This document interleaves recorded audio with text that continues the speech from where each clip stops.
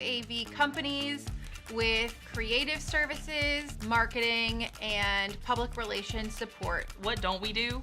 We do it all. We have Pubs, which is our publications now, which is our live events, Create, which is our creative services, Consult, which is helping brands amplify their message, Speak, which is the live speaking and keynotes that we do, Storytelling, which is our PR and copywriting services, and then we have Launch, which is our live events. I work under the Create talent. You have graphic design, you have day-to-day social management. There's so many different aspects. It is so limitless. rAVe Create is the worst talent. If someone said that rAVe Create was the worst talent, they would be lying. And Speak is the best talent, and I've never lied. Like whatever president that was that chopped the cherry tree and felt really bad and didn't. Is it Abe Lincoln? I'm Abe Lincoln of this office. My talent is rAVe Speak. We will be a personality or a host for different events within the industry. One talent I fall under at rAVe is rAVe Now. People know me as the person that's gonna come shoot their videos. My talent at the rAVe agency is storytelling. We help our clients break through the clutter and the noise in our industry. My favorite part about my job is that every day is not the same. I love the people of rAVe. You know, we have great people, we have a great team that really cares about what we're doing. We have a lot of talented people. I'm able to come in to basically any meeting and be like, hey, okay, I've got a really weird idea. Everybody just keep your comments until the end. We go beyond just what we've done so far. We're always doing something more.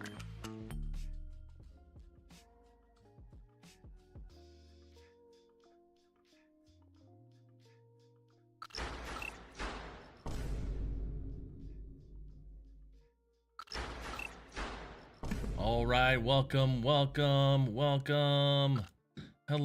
and welcome.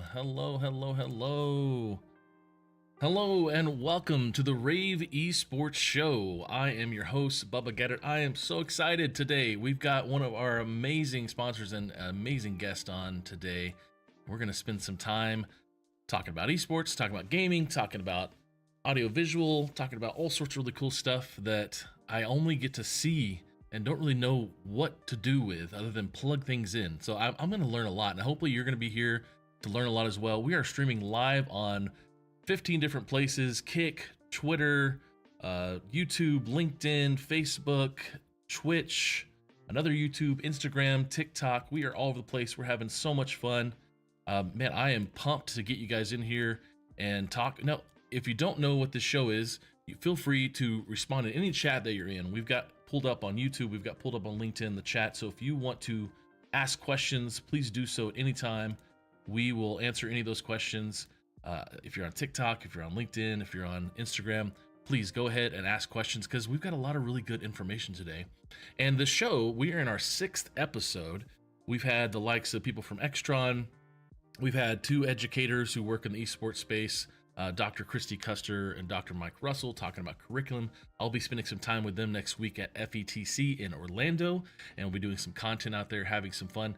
And we've also had some folks from Chris Turner last week, or earlier this month. We played some Fortnite on stream. We talked about education and esports and gaming and virtual reality and all sorts of fun stuff. We actually ran out of time because there was so much fun stuff to talk about.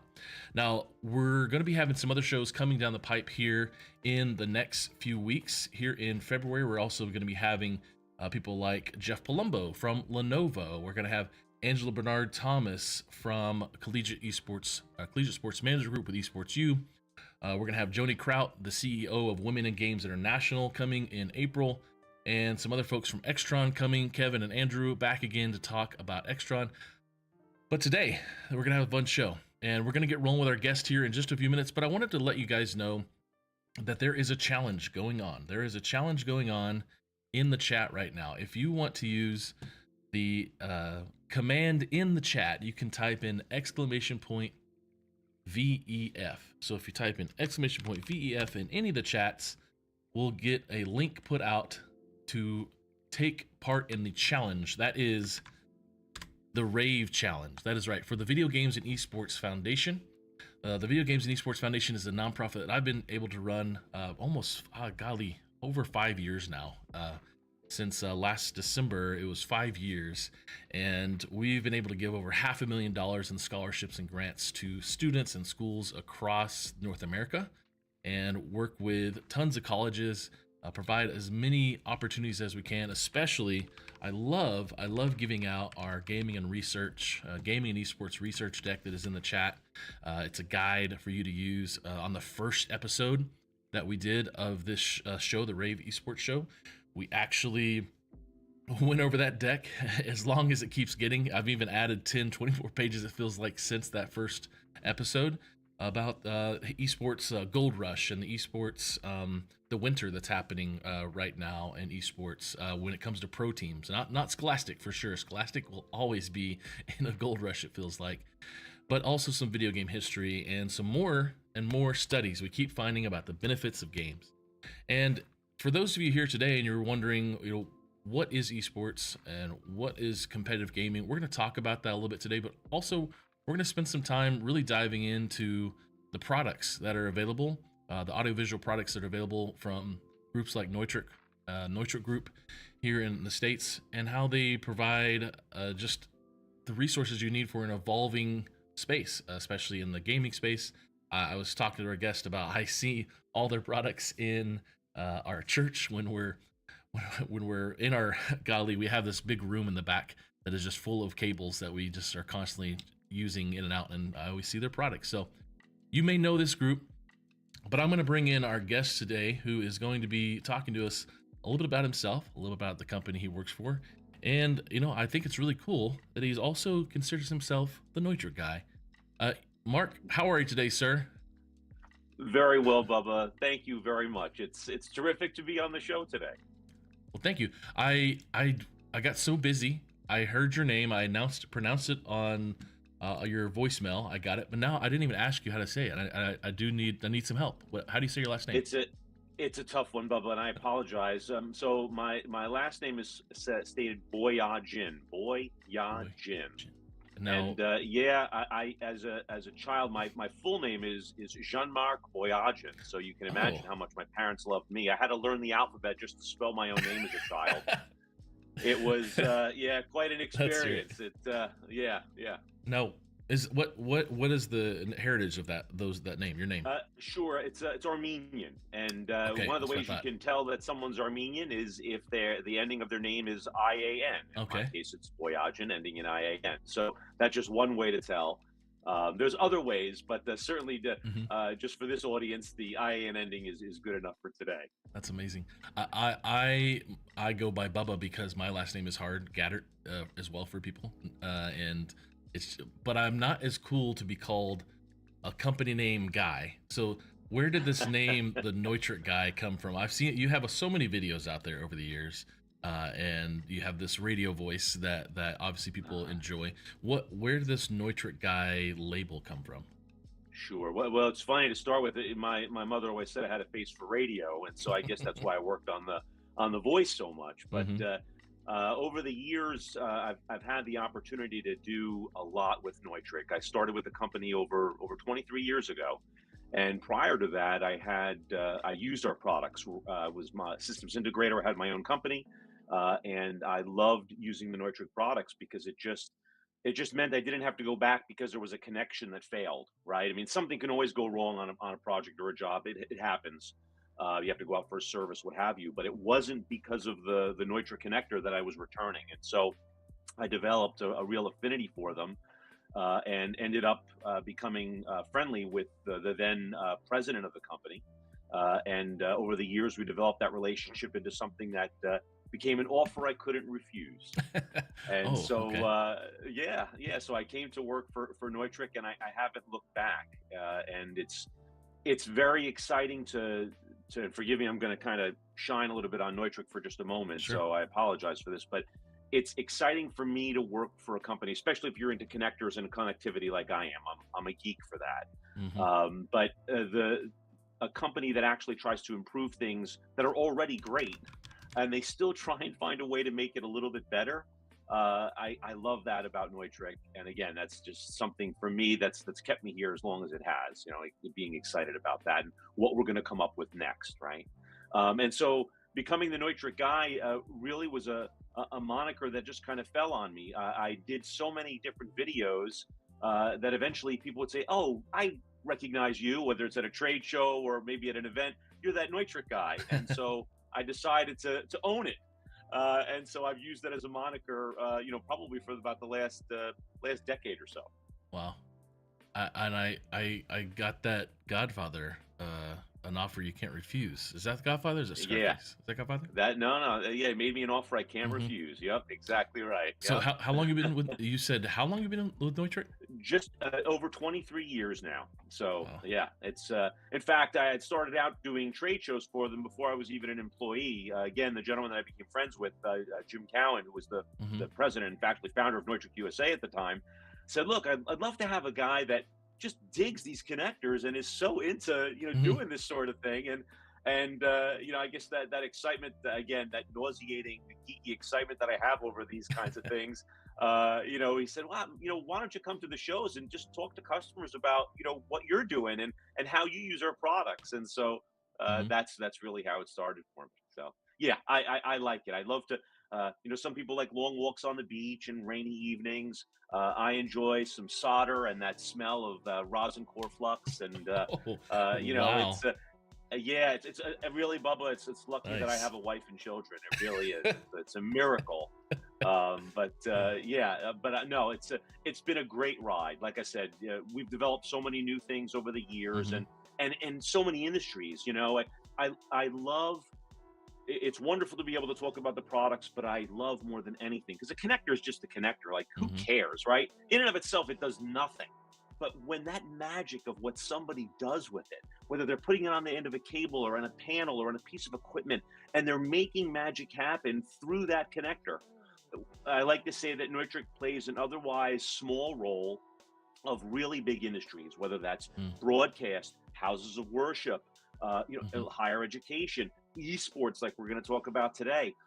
Again, we play a really tiny role, but it's still significant, and it still makes a difference, especially when something doesn't work and you've got to figure out where that break in the signal chain has occurred. So again, I love seeing what people do with our products, and I love learning. In fact, if on chat, if anybody has any examples of things they've been doing with Neutrik products, love to hear about it. And certainly even after the show, if there's things they want to share, I really get excited over seeing what people are doing. So please.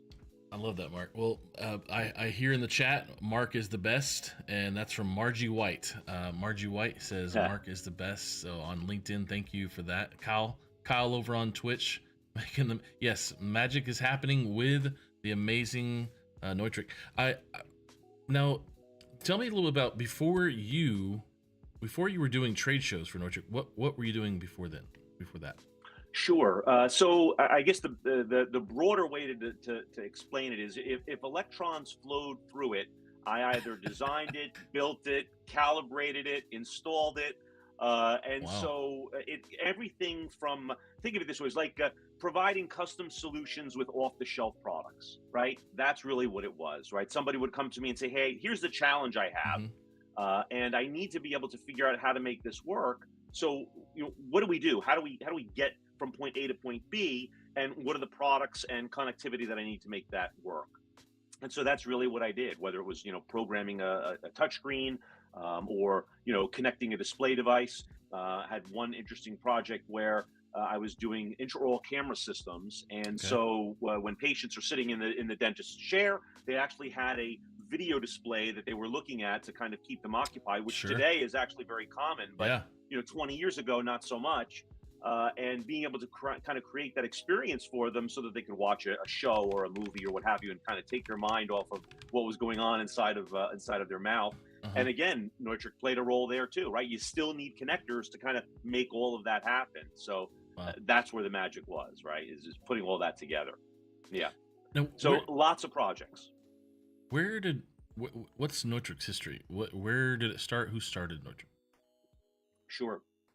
So the company was started by a gentleman by the name of Bernard Weingardner. He's unfortunately no longer with us, but Bernard was a very brilliant man. This is started in the Principality of Liechtenstein. Liechtenstein. So when people ask where is Neutrik, a lot of times they'll say, "Oh, it's in Switzerland, it's in Germany, it's somewhere in Western Europe."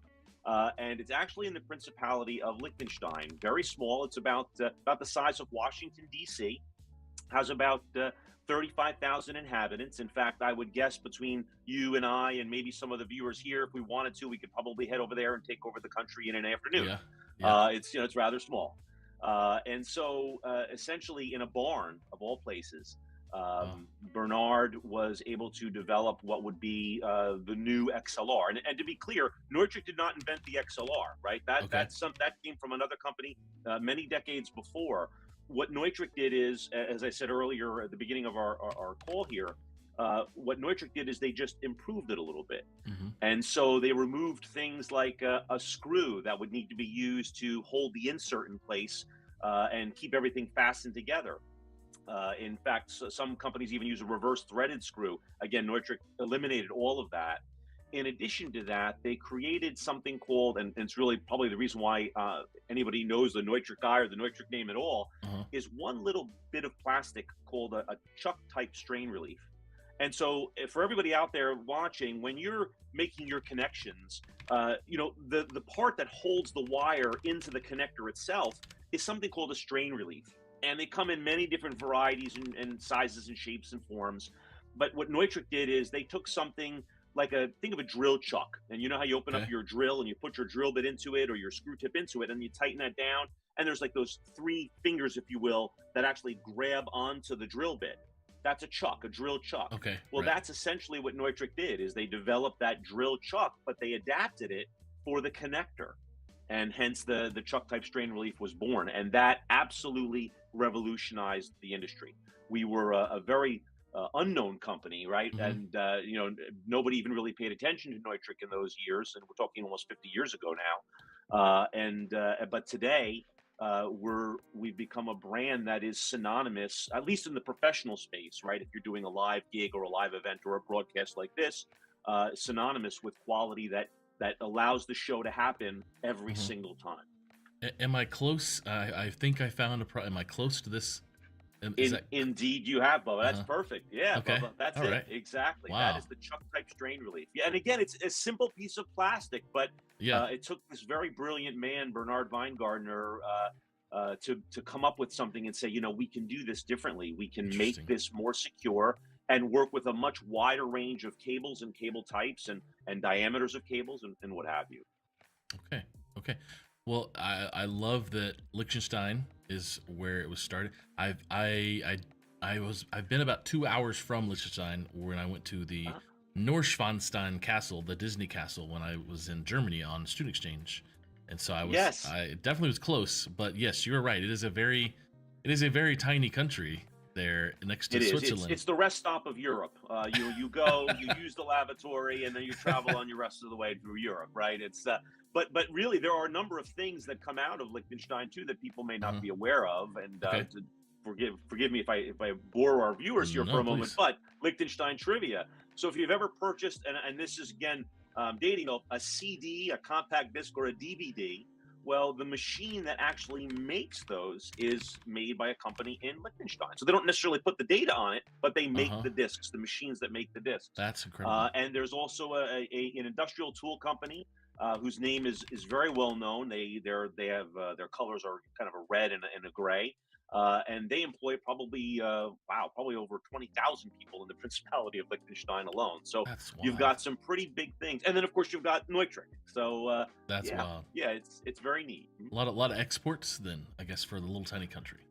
It is, yeah. I mean, to manufacture there, you can imagine that that's the kind of thing that we have to do, right? Is export, and people a lot of times will think, oh, well, is it made in is it made overseas? Is it made in other parts of the world? No, if you're buying a Neutrik brand product, it is absolutely designed, engineered, manufactured in Liechtenstein.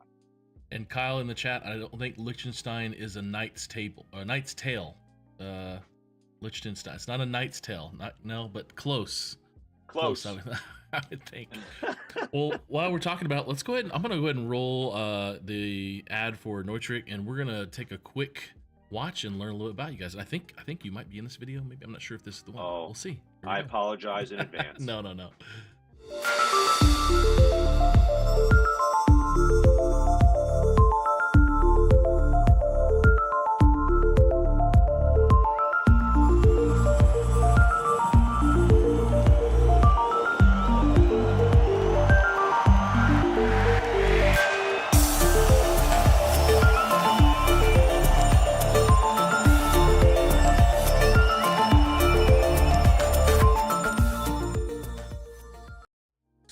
Yeah, we got a new one. I remember the one we had in the past was you speaking in front of it, and looks like Patrick Marlaw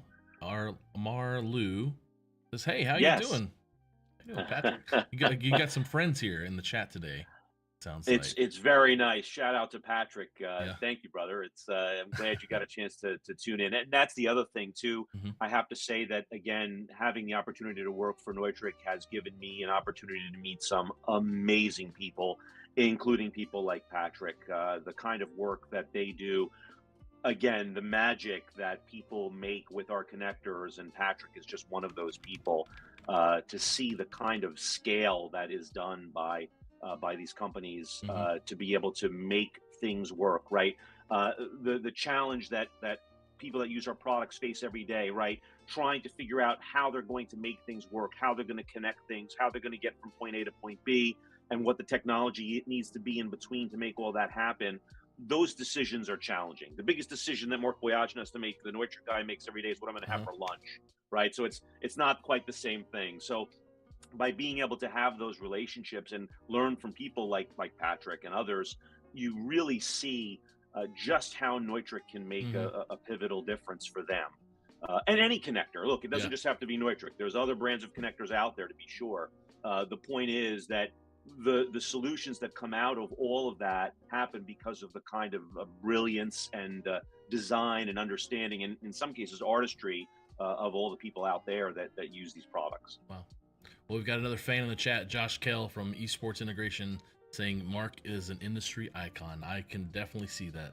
That's right, Josh. Well, I got to tell you, all these people, your check's in the mail, Josh. I appreciate it, brother. That it's very nice. This is going to be a very expensive call, Bubba. We need to wrap this up a little bit sooner than we thought, because I'm going to run out of money. Oh, that's great. That's great. Now, did you? Before we jump into more to esports and Neutrik, with your personality, with your voice, with your presence, have you done anything outside of this that you do now? Have you radio or sports, or were you in theater or anything? Where does this come from? Yeah. Again, it's become both a blessing and a curse, right? Truthfully, when someone, when they asked a group of us at Neutrik, hey, we have some videos we want to shoot, who's willing to do it? And unfortunately, I didn't watch everybody else taking one step backwards, and then I realized, wait a second, I'm still standing in the same spot. I should have taken a step back too. The truth is that I've had an opportunity to do all sorts of things, but nothing on a really truly professional level. The one thing I did many years ago, announce a wrestling match. That was kind of fun. Wait, like real wrestling? Or yes, like professional wrestling. I had a chance to do that. Wow, it was a million years ago, and you had to make sure you got out of the ring quickly, because when they started, if you were in there, you were considered collateral damage in that regard. So. But that was kind of a neat experience, and that's great. Certainly once in a while, I do the voiceovers for Neutrik and things of that nature. Whatever they'll let me do. Again, it really just comes down to being very excited about technology and seeing the ways technology is used. So anytime somebody needs someone to be a disciple for technology, let me know. Hey, I'm available. I'm looking to kind of fulfill. Look, the Neutrik millions keep rolling in. I'm not going to lie, it's been fantastic. But sometimes you got to augment your salary. So hey, look, I'm available. Well, I've broadcast a lot of stuff on radio and in big sports arenas. So I'll just have to spread your name around with this radio voice you have. Be great. So let's spend some time here. Let's jump into and we'll pull up your website here in a bit. But why does Neutrik want to get into esports? Why take the time to put focus into esports? Be a part of this show. Be a part of this broadcast on a bi-monthly basis. What's the push here from Neutrik to be involved in esports? Yeah, great question, Bubba. The short answer is that we're already there.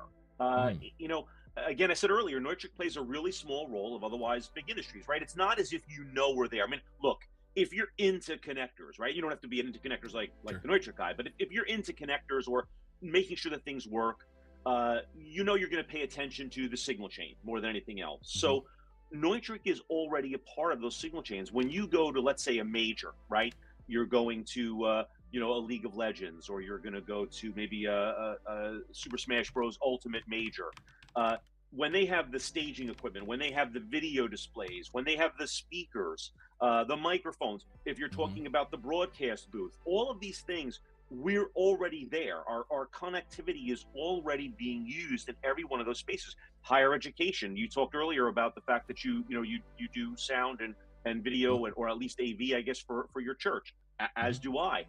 I mean, yes, Neutrik's there because, you know, Mark's there perhaps, but Neutrik's there because it's just one of the brands that's commonly used for those sorts of things and for those applications.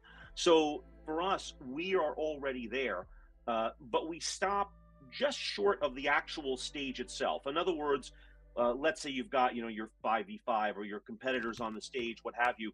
They're not necessarily interfacing directly with Neutrik at that point. You know, the cameras that are on them, the microphones that they might be using, all of that is still going to have Neutrik in it.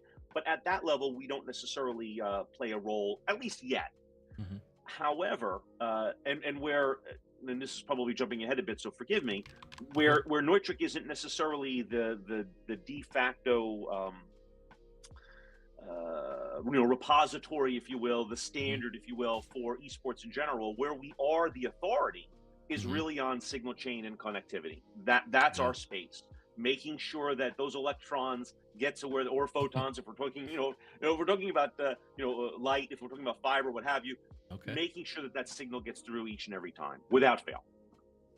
To give me some ideas of when you are breaking it down to the most basic, electrons and protons.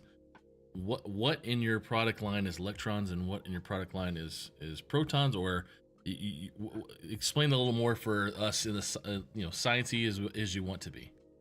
Sure. Well, I appreciate you letting me geek out. That's terrific. So if we're talking about copper, right? So we're just talking about being able to send electrons down a flow, right? Down your cable.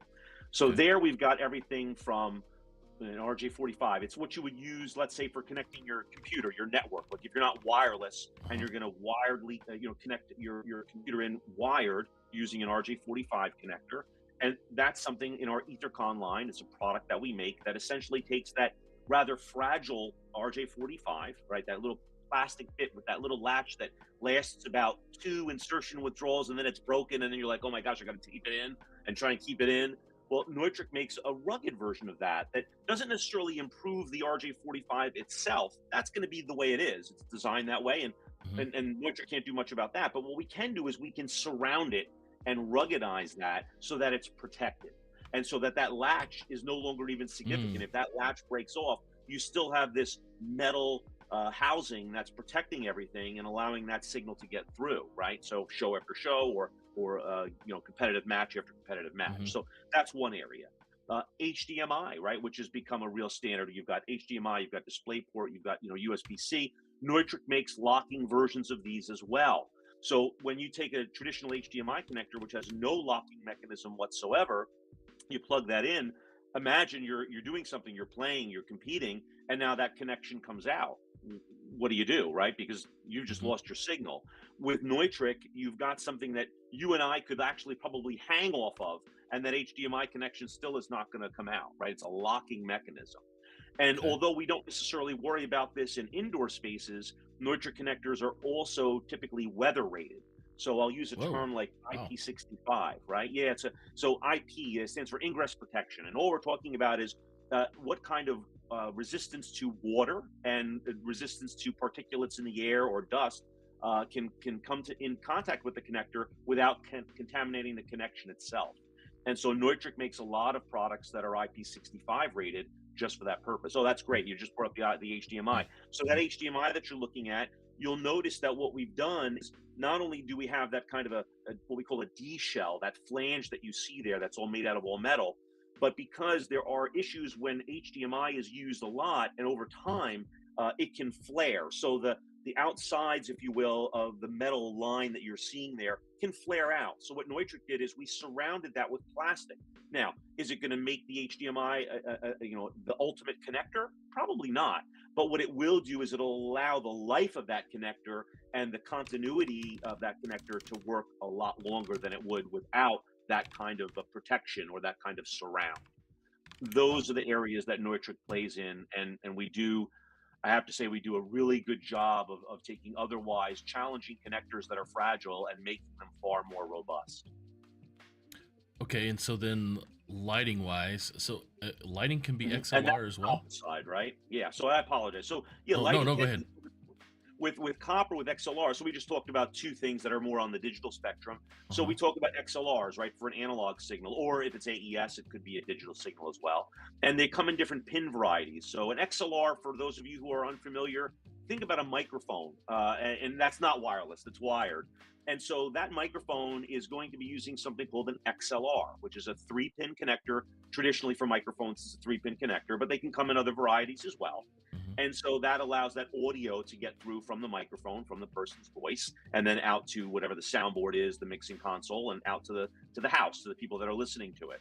But they come in different pin configurations. So we talked about the microphone, but they also come in 5-pin varieties, for example, that will allow you to do things like DMX lighting applications. And what is that?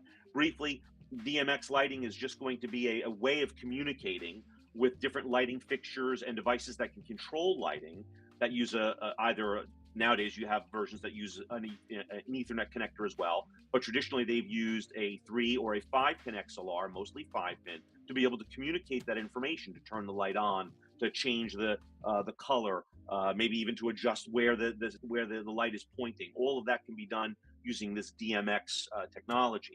Wow. And so Neutrik makes a ruggedized connector for that as well. Wow. Okay. So yeah, I'm learning and a lot if I here. take you over to the other side, Bubba, if we go to the light side, where we're talking about fiber optics, Neutrik makes a different a variety of those. So fiber, typically, if we're talking about especially for esports and gaming, if we're talking about maybe a smaller thing where maybe it's at the club level, you're meeting on Wednesdays and you're setting up a folding table and throwing a few monitors and some consoles on there, and that's what you're gaming with. Chances are you're not necessarily going to come in contact with fiber.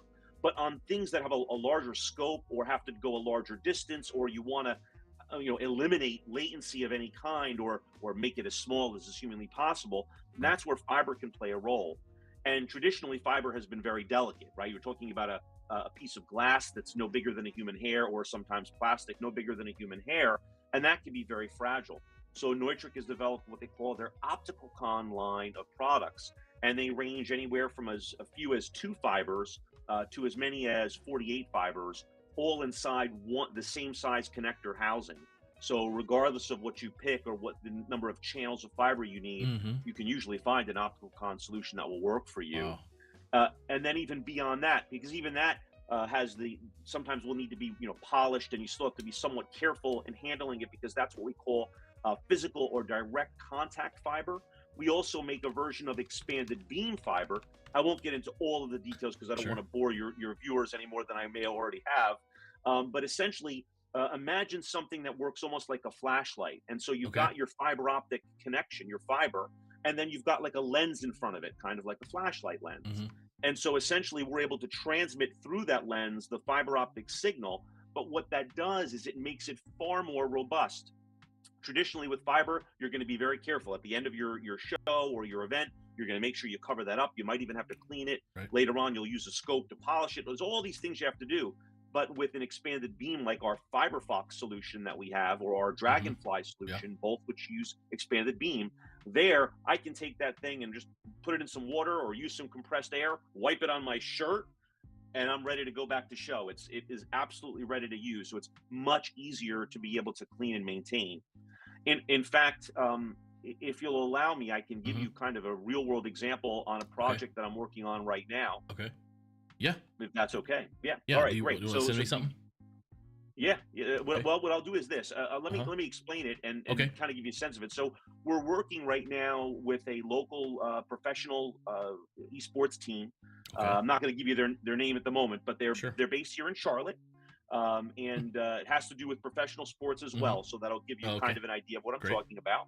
And so one of the things that they're experiencing, and again, this is a professional space, right? These people are paid to play for a living.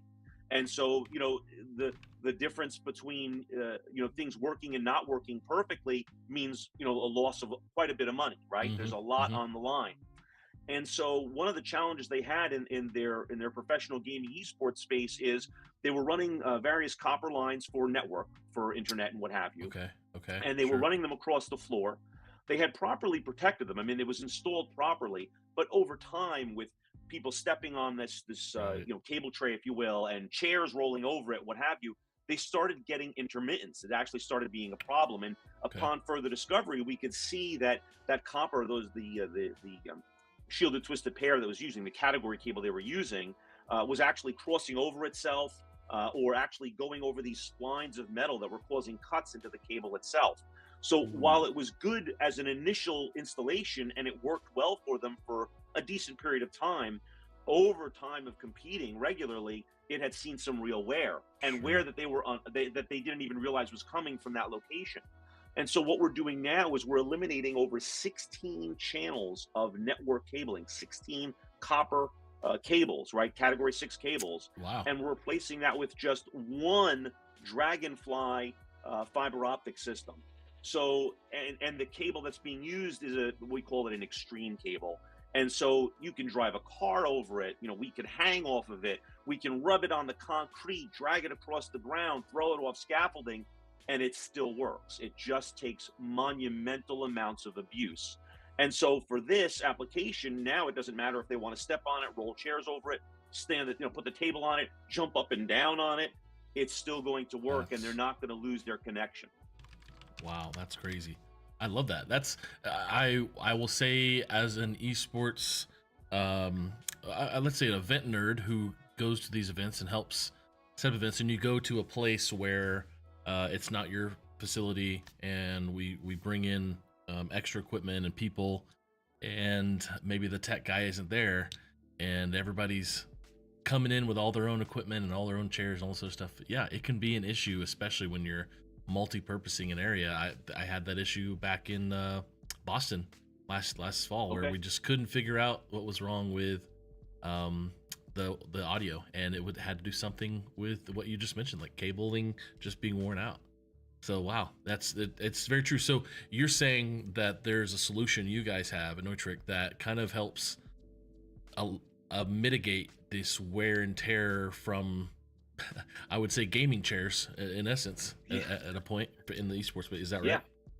Yeah, wow. That's exactly right. Yeah, absolutely. And so while that product wasn't made specifically for esports, again, if we look at Neutrik as the authority on the signal chain and a ruggedized signal chain, that's our space. That's where we can make a difference for anybody that needs help.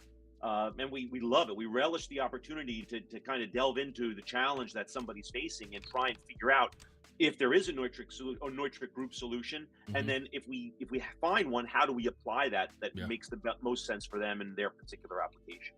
We've got a lot of people here in the chat on TikTok and Instagram, YouTube, Twitch, Twitter, LinkedIn, Facebook, Instagram. Oh yeah, if you guys got any questions here, I'm kind of blown away by this really informative information that I like diving into. I want to, while we got this time, we got about 20 minutes here, I want to jump into your website that has it's your kind of esports focused website. Can we jump into that?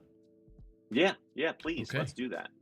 Well, walk me through what we got here. Sure. So we set this up because we wanted to give people a place to go to start, right?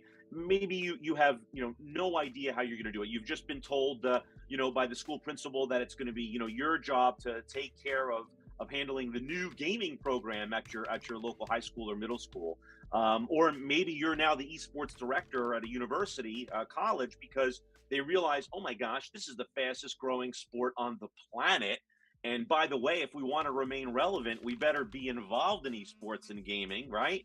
And so you're like, well, okay, I've been handed this, but I don't know much about it, or maybe you have a child that plays a video game, but that it doesn't necessarily translate into being able to develop a whole program. So what Neutrik did is we created this kind of landing page, if you will, to allow people to have a place to start. Is it going to give you all the answers? Are you going to find everything you need to make it work? Of course not. But if you think that the first thing you have to worry about is the video card that's going into the computer that you're putting on that desk, think again. If it's going to be just a classroom, that's great. That's one thing. You're probably not going to need a whole lot of Neutrik rugged connectivity, but you know what? You're still going to need to pay attention to certain things, right? And so this website gives you that ability to say, oh, okay, hey, I didn't think about the fact that I might have to deal with something like, I don't know, I have to deal with the furniture. Maybe I have to deal with what kind of equipment. What about my internet connectivity? How am I getting that? What about being able to do something like, for example, after everything's purchased, then what do you do? How do I deal with maintenance and support, right? We think about everything we're going to buy. Or what if it's on a larger scale? Now I have to develop, I have a space that's been given to me, but now I've got to outfit that as an esports facility. People think about the computer, they think about the display devices. All of that's great. And I'm not suggesting it's not important. But what about the HVAC that you have to get around with cabling, right? What about getting electric where it needs to go? Hey, you've just been told that you have to drill through this brick wall that's a foot thick. All of these various things that we don't necessarily think about, we're trying to help people understand and shortcut that. In fact, we're even more than happy to align. We're not necessarily selling our products direct, right? That's not what Neutrik does. But what we can do is put you in touch with a systems integrator, right? Or a consultant, and be able to give you people that can help you out with getting that design completed for your particular esports and gaming space. Well, definitely. And so this website does its best to do that. Somebody like Josh, who's in the chat, saying the Neutrik product line is a standard in all of our esports builds at Esports Integration. That's definite. Thank you, Josh. That's awesome. Thank you very much. We love to hear that. We do. Again, checks in the mail. That is awesome. So, Tech, walk me through this really cool infographic here, the breakdown of the esports venue. Yep. So in this case, again, trying to make people aware of all the different facets. We tend to be focused on just the gameplay itself, but there's so much more that goes around it, right? So here we talk about streaming. So essentially what we're doing right now. And quite frankly, streaming has become such a huge content provider. It's amazing. I mean, if we look at it just in terms of its overall value, I have two young men, both in college now, who do not consume traditional network content. They just, not that it's bad, but that's not what they do. They are watching the channels that we know and love. They're watching the streamers that we that are showing them how they play the game and the kinds of things that they can do as professionals in their sport. And so that's the kind of content that they are absorbing more than anything else. So streaming makes a difference. The equipment that's used for purposes of streaming, like we're doing now, will have microphones, XLRs, you're going to have lighting, you're going to have network, all of these things where Neutrik can play a space. Even if it's not necessarily using a Neutrik group connector or solution, you're still going to need to pay attention to these sorts of things. So the streaming. How about areas where people have Congress, where they're sitting around watching other people play, right? Whether that's inside the venue or maybe in a side space, maybe it's a green room, maybe it's a place where the teams that are competing, they have their own team spaces that they have in isolation from one another so that they can talk with their coach, get their game plan together. Those spaces also need different types of connectivity. So you have to think about that as well. We talk about point of sale devices, right? So people are buying merch or they're buying, popcorn and snacks and drinks and what have you. Well, the equipment, the very equipment that takes the point of sale, all of that has some kind of connectivity. That's another area where you have to think about that. And Neutrik also plays a role there. So, and of course, the gaming stations. Imagine, if you will, you're setting up this space that has, let's say, a dozen or more gaming systems, and they're not inexpensive, as we know. I mean, my gosh, you could spend, upwards of $3,000 on a video card, right? So you've got all this expensive equipment, much of it attached to rather delicate pieces like a motherboard, what have you. And as we discussed earlier, as we pointed out, HDMI, these are not necessarily robust, rugged connectors. But then you have people plugging in and out of these things, mating and unmating these connectors. And over time, you're risking the damage of the motherboard, right? Because if that connector breaks, you've got to replace an entire expensive motherboard or a video card. Well, what you can do is, using products, things that are made by Neutrik, ruggedized solutions, imagine bringing that interface forward.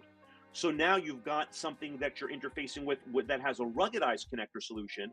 You've got a connection from the back of that to your expensive electronics, your computer, your video card, what have you, but you're not exposing any risk of breakage to those because you're interfacing with something that's just sitting on the desk up front, easy to get to. Doesn't require a flashlight to look behind, doesn't require craning your neck to move something around, and doesn't put undue risk on the expensive gear.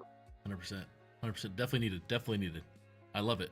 So yeah, so it's all encompassing. I love, definitely Josh and I have talked about this, and you hit it on the nail on the head. The HVAC is necessary to be aware of. And we talked to a lot of schools, and there's just, especially when you go do events, let's say if you're going to an open space that's a convention hall where they do bridal shows, I spend so many hours being a translator of power and internet and what is needed, because internet for 100 booths that have a card swipe is not the same as the internet needed for 40 computers. So yeah, I love that you have to look at all that stuff. And so so you've got here space, equipment, future internet connectivity you talked about as well. And I want to be clear that the idea here is that you don't have to be the people that are watching this broadcast right now, and thank you again for tuning in with myself and Bubba. I really appreciate the opportunity. You don't have to be an expert. If you're coming at this for the first time, there are companies like Neutrik and plenty of other companies out there that want to help you make your space the best it possibly can be for the gaming experience for your students or the people that might rent the space or whatever it might be. But also know that you can come to Neutrik and we can give you a good basis of understanding of the things that you might not be thinking about when you're planning to outfit that space, however big or small it may be. So especially when it comes to connectivity, we realize that this is what we do. We are neck deep in connectivity solutions with the Neutrik Group. So we definitely can provide a solution for you and at least some suggestions to how you can go about starting. Right. Well, there is a lot of people in the chat here today. If you guys are in the chat and you've got questions, or you're just taking all this in like I am and learning so much today, please ask any questions, drop any comments in the chat. We'll put you up on the screen. If you're saying anything, it'll pop up on the screen just like that. But I saw security and I saw funding. Tell me a little bit more about these bullet points here down below. Yeah, so same thing. We want people to be aware that it isn't just buying, keyboards and mice and gaming keyboards and mice and the appropriate video cards and all of that. You also have to think about how you're going to secure this gear, right? What is it going to be, especially when you're making investments that could be, upwards of $1 million even, right? Depending upon the institution and what you're trying to accomplish. Where is that going to go? How are you going to secure that to make sure that things aren't going to find their way outside of the space and be lost forever? And so even though Neutrik doesn't make security products, we do make the interconnectivity that makes those products work, that allows that magic to happen. And so you should be considering that. Is it going to be physical, premise security? Is it going to be CCTV cameras? What is it going to be that you're going to use for that? And then, of course, funding, right? Because that's the one place we all have to start out. And in so many ways that, again, education really taking on esports in such a big way, but you still have places out there, pockets out there where they don't quite yet, even like myself. Took me some time to come around to esports and understand it. You and I discussed that pre-show, Bubba, a little bit about some of my experiences with that. And so, look, the reality is, if you're dealing with your dean of schools or what have you, and your committee saying, well, hey, look, we don't understand why we need to give you a budget of X to be able to put in this space in our university. Look, you can't. There are so many different schools that are putting in amazing esports systems out there and gaming spaces for students. But we have to understand, and hopefully you can explain to those people in authority that you have to be able to request funds from, that esports is more than just the obvious of playing a video game, much more. It touches every single portion of your school's education system, whether that's middle, high, or higher education.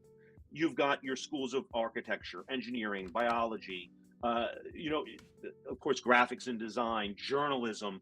All of these schools, all of these types of education and programs touch esports in some way.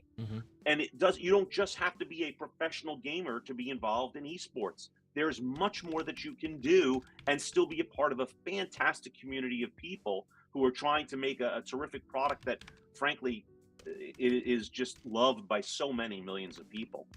So you have an opportunity to be able to explain to them, hey, look, our budget comes from the fact that we know that we're going to be doing more than just playing video games. This isn't just some, lone 12-year-old playing in his basement at 2 a.m. playing video games. I mean, although it could be that, the reality is this is a much broader, larger community of people, both young and adult. What is the average age? Somewhere in the 30s, if I'm not mistaken, correct. low 30s, right? Of people that are playing games. As a personal example, I'll share this with your viewers. Yeah. So I have, as I said earlier, I have two sons that go to college, and both are actually in college for gaming and esports in different ways. Okay. One actually with a basis in psychology, the other one with game design itself. In any event, my youngest, this was during COVID, and he was looking at colleges to go to. And for years I had been watching him play video games, going, "Oh, yeah, what's going to happen with this?" Even though I myself enjoy video games, but trying to translate that into something real world. And during COVID, we were looking for schools, and as you know, unfortunately, we weren't able to travel and visit different colleges. But we had no less than 6 different colleges reaching out to us so that they could ask and try and sign up my son to be able to play video games for their school and pay him to play. Wow. And you're on these calls and you're looking at the coach going, do you realize the "I told you so" moment that you've created for me here? I've been telling this kid to get off that thing for the last 5 years, telling him it's going to amount to not very much, and you're going to pay him to play. And so sometimes it takes those whacks in the head, that proverbial dope slap, to make you wake up and just realize how significant esports is, even for someone who enjoys playing games. And so to that end, I am a true believer, and my family is really quite heavily involved in esports now with both of our sons. And we enjoy traveling around the country, going to all different events and majors, and watching them compete, and volunteering in competitions ourselves in pools and what have you. So yeah, we're sold. We're sold on it. That's great, Mark. That's great.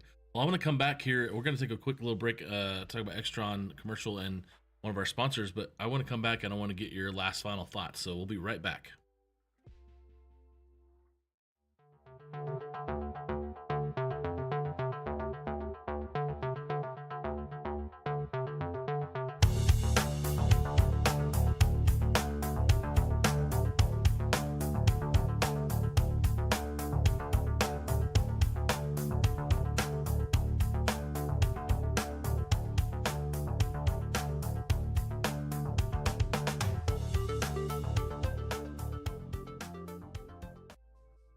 So earlier before the call, you were talking about some games you play. And what was the game called? You said Title? What was it called? And what is that game? And actually, and I apologize. Oh. It's a game called Dredge. Dredge. And so while I may not be fast enough to play some of the the MMOs or what have you, or know what lane I need to be in at any given time with the games that use those mechanisms, I do love games with a story. Okay. And Dredge is just one of those games. Well, this is by Black Salt Games. Okay. Oh, I'm gonna pull it up here. This is pretty cool. So, what do you like about Dredge?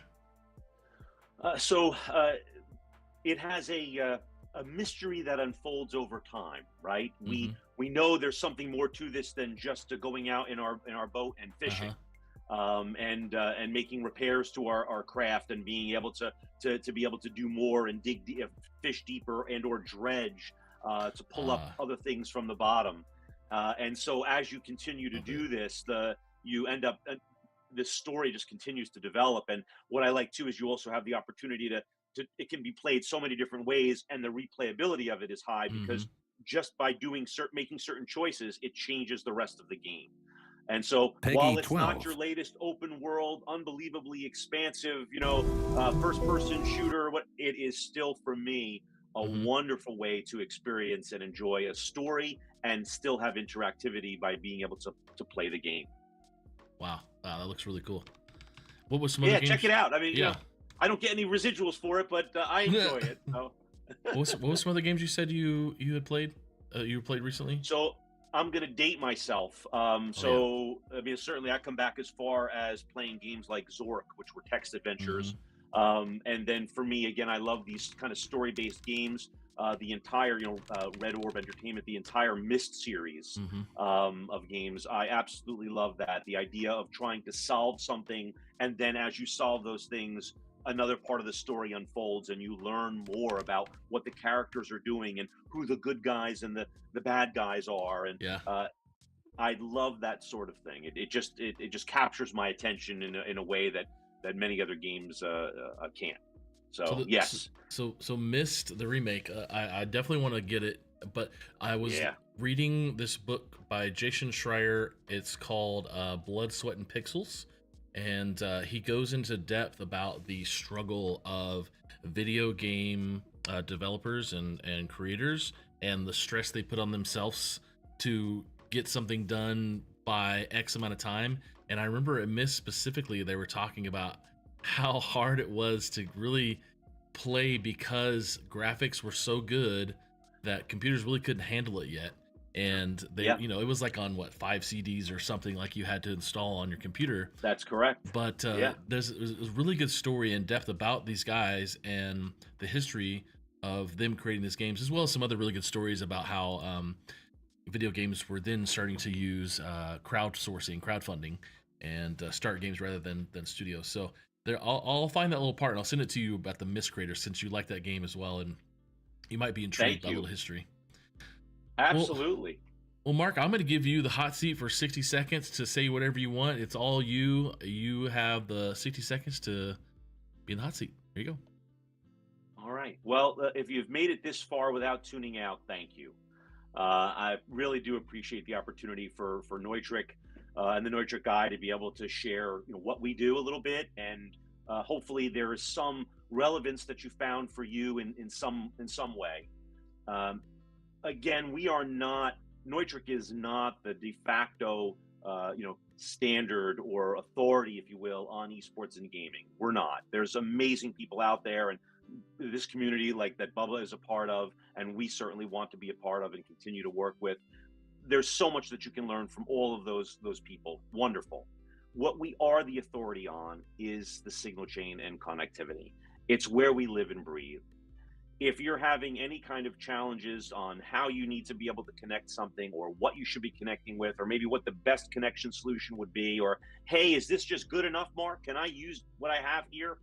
We are more than happy to help you get started and help you on your way to find the best solution for your program. Whether that is, like I said earlier, just a Wednesday, gaming club at your local middle school, or something as big as your next, $1 million rebuild at your university to establish your esports and gaming program.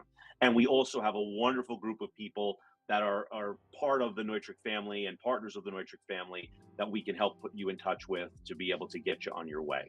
And Bubba, I thank you again. Really, it's just been a really fun hour, and I appreciate it.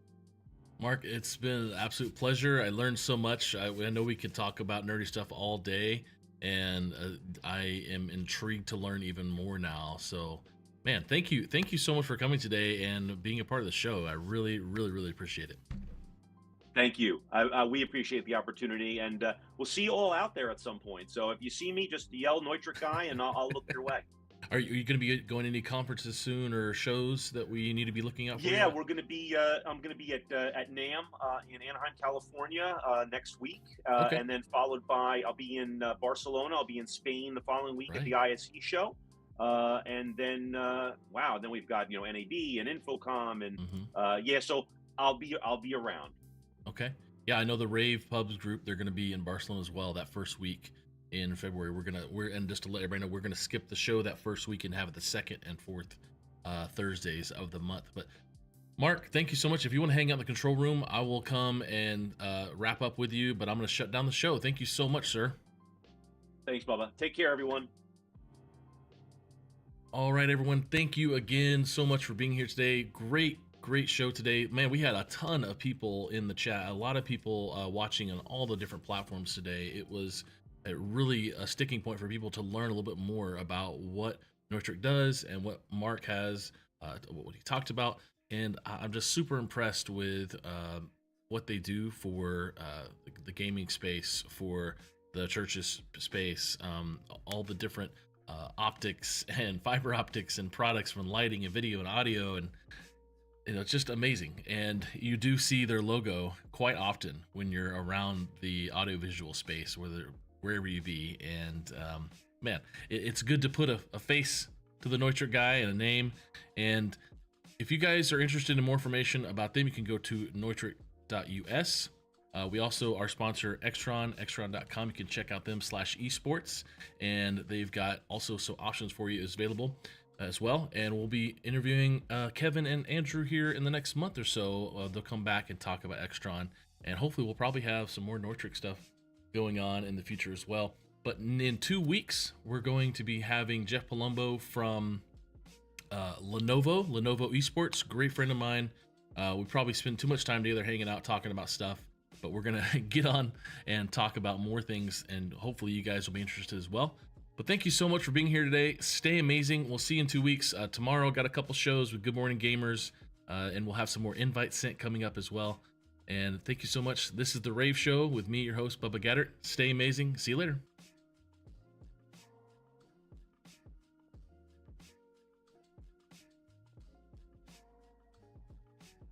rAVe, take one. Mark. Hi everyone, I'm Steph Beckett and this is rAVe TV. Is that not what I'm doing right now? What does rAVe do? rAVe rAVe is a full-service creative agency that provides AV companies with creative services, marketing, and public relations support. What don't we do? We do it all. We have Pubs, which is our publications now, which is our live events, Create, which is our creative services, Consult, which is helping brands amplify their message, Speak, which is the live speaking and keynotes that we do, Storytelling, which is our PR and copywriting services, and then we have Launch, which is our live events. I work under the Create talent. You have graphic design, you have day-to-day social management. There's so many different aspects. It is so limitless. rAVe Create is the worst talent. If someone said that rAVe Create was the worst talent, they would be lying. And Speak is the best talent, and I've never lied. Like whatever president that was that chopped the cherry tree and felt really bad and didn't. Is it Abe Lincoln? I'm Abe Lincoln of this office. My talent is rAVe Speak. We will be a personality or a host for different events within the industry. One talent I fall under at rAVe is rAVe Now. People know me as the person that's gonna come shoot their videos. My talent at the rAVe agency is storytelling. We help our clients break through the clutter and the noise in our industry. My favorite part about my job is that every day is not the same. I love the people of rAVe. We have great people. We have a great team that really cares about what we're doing. We have a lot of talented people. I'm able to come in to basically any meeting and be like, hey, okay, I've got a really weird idea. Everybody just keep your comments until the end. We go beyond just what we've done so far. We're always doing something more.